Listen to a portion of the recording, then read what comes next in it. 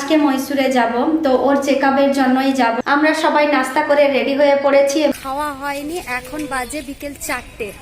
অনেক বড় লাইন পড়েছিল জানো তো। আমার থেকে অনেক হাইটে আছে, তো ওকে আমার চুড়িদারগুলো হবে না বলে আজকে যে মহীশূরে গেছিলাম ওর জন্য একটা চুড়িদার নিয়ে এসেছি। এই দেখো, আমার থেকে কিন্তু অনেক লং এই জামাটা।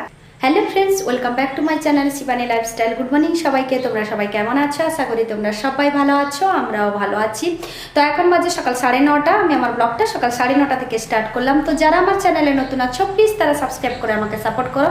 সকালে 9:30 বেজে গেছে, মানে দেখতেই পাচ্ছ। সকালে আজকে তাড়াতাড়ি ঘুম থেকে উঠে সমস্ত বাসি কাজ শেষ করে স্নান করে কাপড়গুলো ছিল ওগুলো ধোয়া হয়ে গেছে, সঙ্গে পুজোটাও সেরে নিয়েছি, শুধু নাস্তা করতে বাকি আছে। আর আজকে এত তাড়াতাড়ি উঠে কাজগুলো সেরে ফেলেছি কেন জানো তো?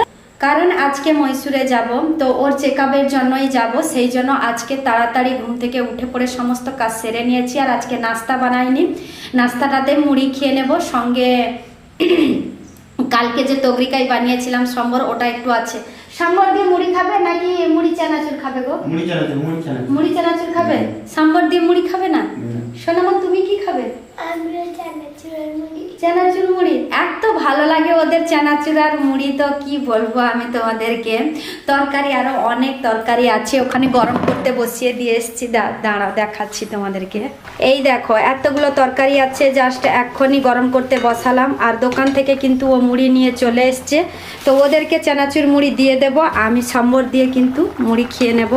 বেশি করে খাই না কেন জানো তো, এদিক ওদিক যেতে হলে তো আমার গাড়িতে বমি ওঠায়, সেই জন্য তো আমি বেশি ভারী খাবার কিছু খাবো না, অল্প দুটো মুড়ি খেয়ে নেবো ওই তরকারিটা দিয়ে। আমরা সবাই নাস্তা করে রেডি হয়ে পড়েছি। এমনিতে অনেক বেলা হয়ে গেছে, 10টা বেজে গেছে না? আর মহীশূরে পৌঁছাতে কিন্তু এখান থেকে 2 ঘন্টা 3 ঘন্টার মতো সময় লাগে, তাহলে সেখানে কিন্তু 1টা 2টো মতো বেজে যাবে না বলো? 11টা 12টা 1টা, হ্যাঁ 1টা মতো বেজে যাবে। কিন্তু কখন বাস পাবো, কখন নামবো ওখানে সবকিছু তো তোমাদের সঙ্গে শেয়ার করব। তো তোমরা দেখতে থাকো, সঙ্গে থাকো, আমরা যেতে থাকি। চলো তাহলে, শুধু তালাটা লাগানো বাকি আছে। বাইকটা বের করে নিয়েছো তুমি? চলো।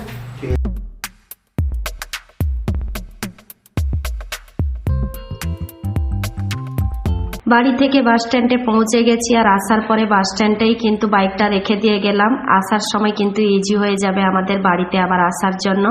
তো ভয়েসটা শুনে কিন্তু নিশ্চয়ই বুঝতে পারছো আমাকে ঠান্ডা লেগে গেছে। হ্যাঁ, মহীশূর থেকে আসার পরেই কিন্তু আমাকে ঠান্ডা লেগে গেছে, সেই জন্য ভয়েসটা এইরকম। তো ফাইনালি আমরা বাসে বসে পড়েছি। এই দেখো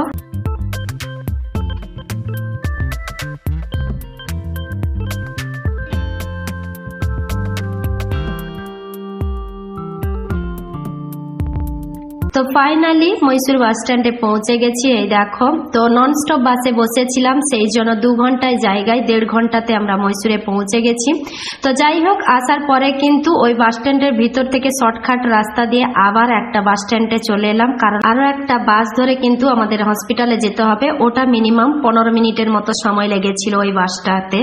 তো যাই হোক, ফাইনালি হসপিটালে আমরা পৌঁছে গেছি। দেখো, ওখানে গিয়ে প্রথমে নাম লেখানোর জন্যই দাঁড়াতে হবে লাইনে।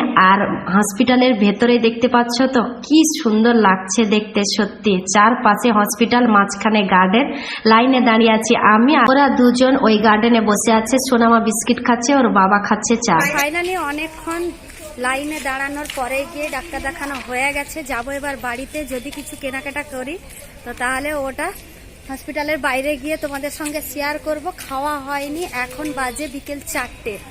অনেক বড় লাইন পড়েছিল জানো তো।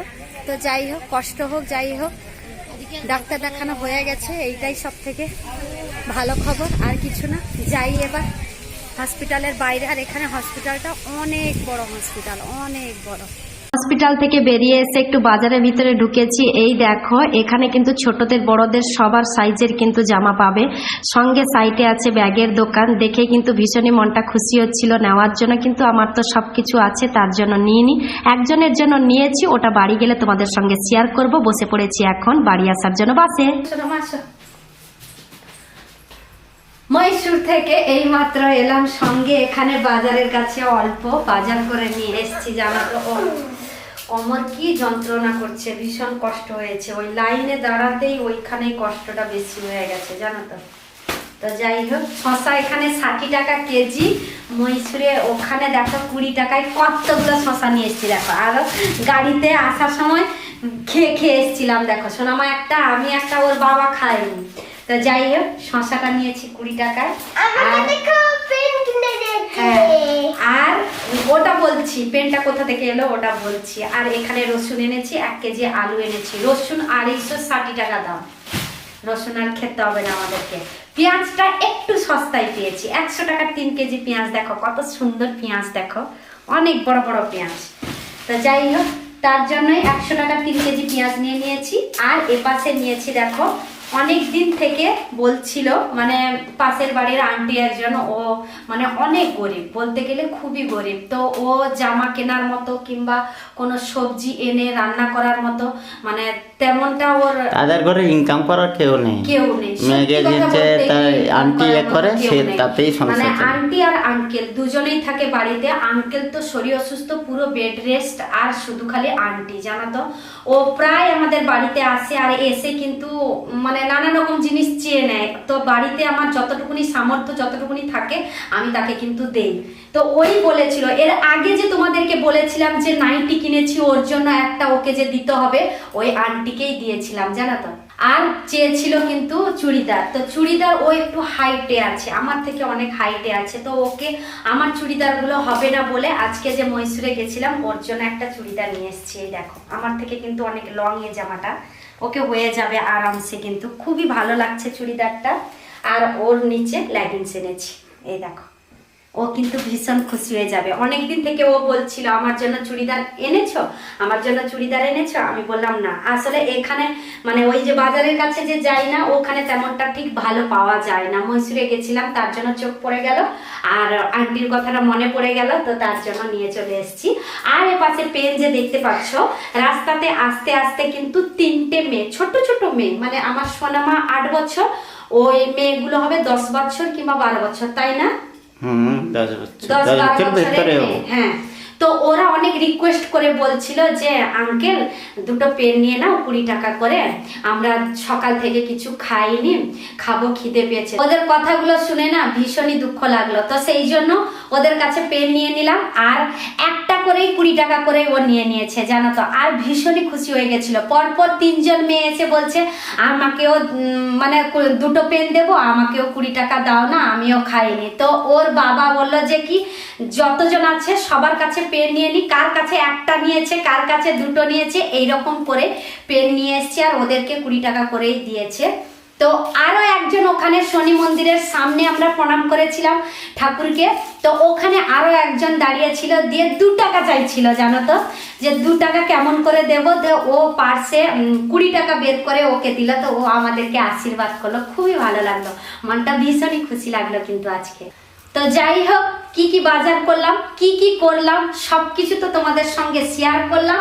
আর আমরা মা আর মেয়ে দুজনেই গেছি কিন্তু আধার কার্ড দেখিয়ে বাস ভাড়া ফ্রি। এই দেখো সোনামার আর আমার দুজনেই কিন্তু গেছিও ফ্রিতে, এসেছিও ফ্রিতে, শুধু খেয়েছি ওর পয়সায়। তো যাই হোক, এসছি, ড্রেস চেঞ্জ করা হয়নি, ড্রেস চেঞ্জ করে রান্না করব। সকালবেলা যে তগরিকাই যে বানিয়েছিলাম, ওটা সকালবেলা নয়, সকালবেলা দেখিয়েছিলাম, তগরিকাইটা ছিল দেখিয়েছিলাম। আর কিছু রান্না করব না, শুধু খালি ভাতটাই খালি বসাবো। তো আজকের ব্লগটা এই পর্যন্ত। তোমাদেরকে যদি ভালো লেগে থাকে তাহলে তোমরা লাইক করবে, কমেন্ট করবে, শেয়ার করবে, সাবস্ক্রাইব অবশ্যই করবে। যারা আমার চ্যানেলে নতুন আছো প্লিজ তারা সাবস্ক্রাইব করে আমাকে সাপোর্ট করো। সবাই ভালো থেকো, সুস্থ থেকো। আবার কালকে নতুন একটা ব্লগ নিয়ে তোমাদের সামনে চলে আসবো। Bye bye.